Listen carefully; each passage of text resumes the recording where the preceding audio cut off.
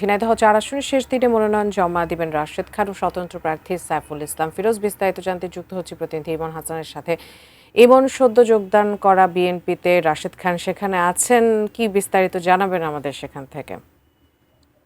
উজমা, আমি এই মুহূর্তে ঝিনাইদহ কালীগঞ্জে যে ৪ আসনের রিটার্নিং কর্মকর্তার কার্যালয়ে আছে। আপনাকে একটু ঘুরিয়ে দেখানোর চেষ্টা করছি যে এখানে আসলে রাশেদ খান নমিনেশন পত্র জমা দিবেন এবং সে সাথে তার যে এখানে নমিনেশন চেয়েছিলেন সাইফুল ইসলাম ফিরোজ, তাকে নমিনেশন না দেওয়াতে তিনি কিন্তু স্বতন্ত্র প্রার্থী হয়ে তিনি নমিনেশন পত্র জমা দিবেন। তার সমর্থকেরা কিন্তু এসে দাঁড়িয়ে আছেন। তিনি এখনও প্রবেশ করেননি। রাশেদ খানের সাথে কথা হয়েছে, তিনিও এই রিটার্নিং কর্মকর্তার কার্যালয়ের আশেপাশে আছেন, তিনিও এখনও ভিতরে প্রবেশ করেননি।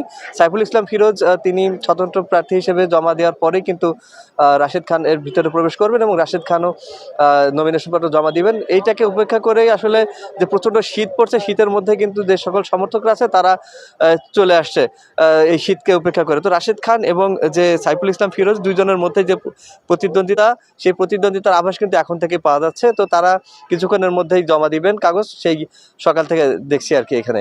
তো এই ছিল আমার কাছে, উজমা।